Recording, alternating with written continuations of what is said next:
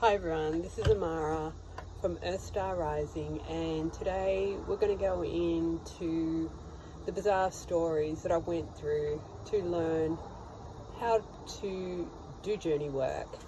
And I'm telling this story because anyone else that has crazy adventures,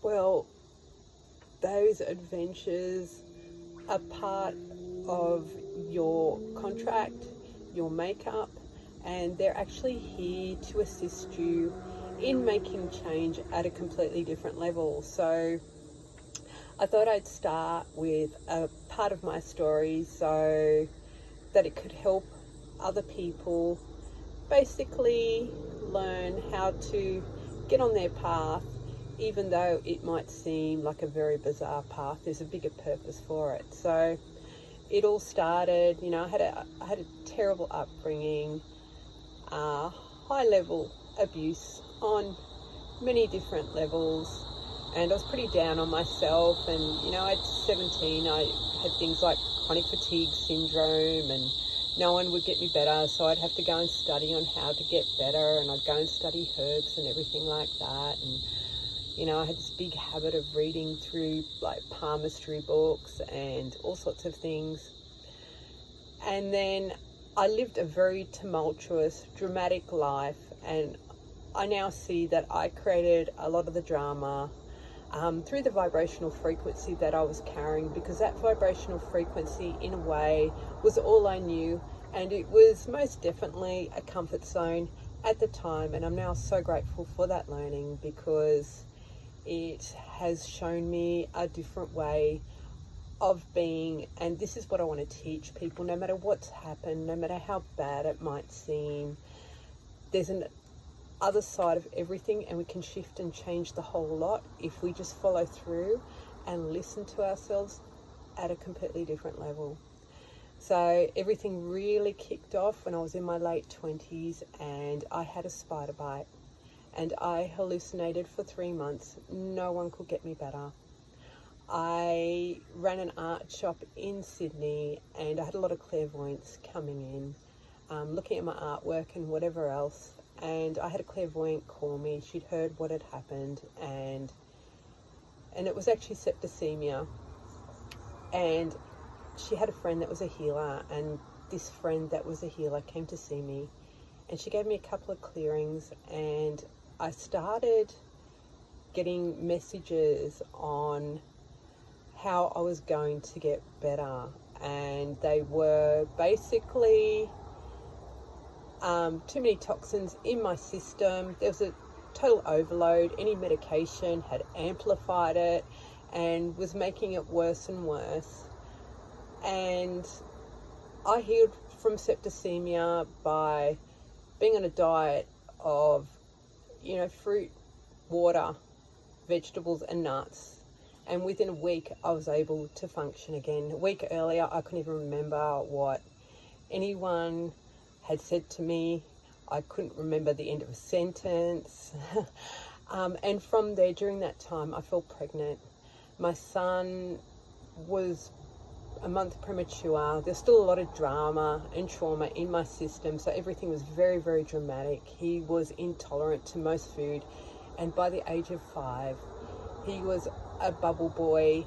He was also he also had depressive ADHD, Asperger's, and they said he was going to die, and the only way that they were going to prolong his life was to put him on antidepressants.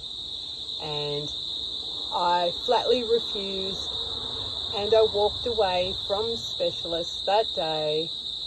And I got home, and I had this urge to go through one of the old phone books, and I found the name of a Native American Indian man.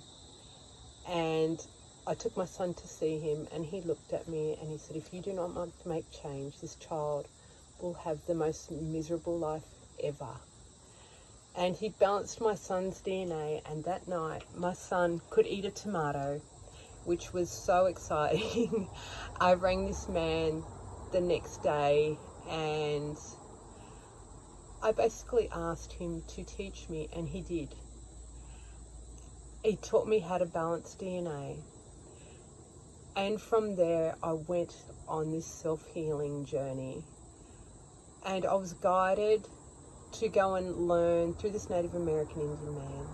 I was then guided to go and learn holographic connects, Aboriginal Dreamtime healing, and shamanic journeying. And I did all this work on myself, and I became big and brave enough to leave my son's father, who was an alcoholic. And he took all the money out of the accounts, and he gave me 2 weeks to move out with this child who still had terrible emotional issues, and I didn't understand why at the time. I know now.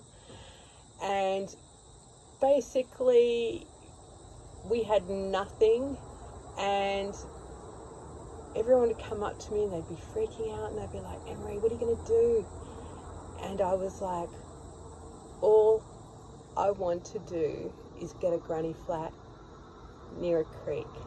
And within 2 weeks, it's almost like, because I'd made the choice and decision to follow through on what I authentically knew was right for me, it's as if it opened up this doorway, and my son and me moved into this granny flat with a creek out the back and a full reserve backing onto it.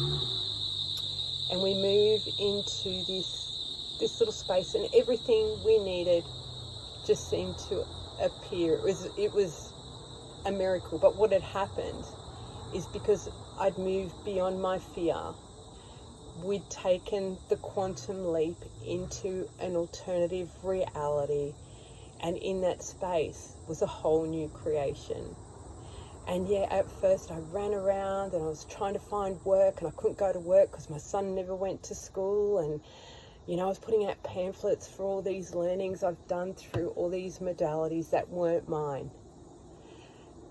And then I walked into a second-hand shop one day, and I picked up this book, and it said, "If nothing works out, step back." So the next day I sat near my creek, and I sit near this creek, and this voice comes to me, and it comes up and says, "You need to go for a walk on the reserve." And I said, "No, I'm stopping today. I'm doing nothing."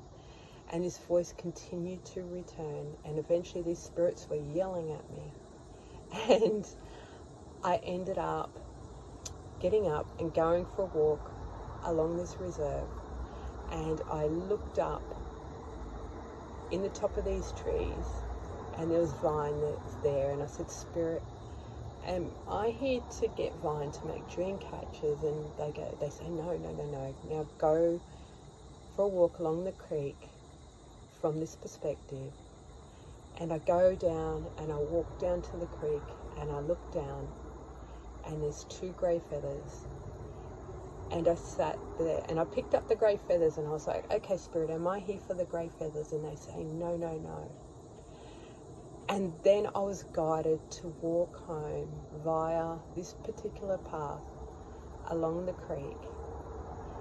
And I walk home along this path, which is only 3 minutes away from where I lived. And by the time I got back to my end of the creek, I picked up over 80 white feathers. And I sat near this creek, and I said, "Okay, Spirit, this is beautiful, but what is the purpose of this?" And Spirit just said to me, "Your medicine name is White Feather." And every day for the next 3 years, I sat near this creek, and Spirit came and spoke to me. And I was taught the truth, and I was taught how to travel into past incarnation. Via facing myself and my trauma, I was able to turn it all around and shift my reality into a reality of beauty. And when my time was up there, basically Spirit kicked me out. And the most amazing thing is I didn't have to worry about money or anything for 3 years, because I was on my path. I was looked after. There was a time where my car had broken down, and I don't maintain my cars very well, and I walked outside, and I've gone, "Okay, Spirit, I know my car's no longer safe to drive. I understand that you're trying to look after me.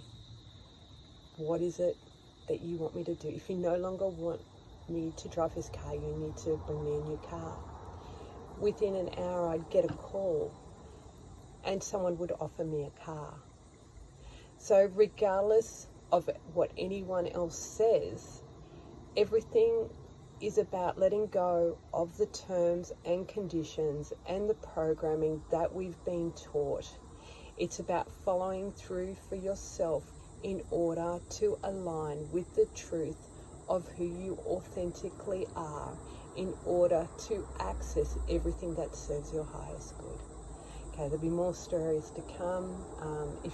If you want to know, I teach healing, etc. If anyone wants any further information, please contact me on Earth Star Rising. Sending lots of love and have a wonderful day. Thank you for watching.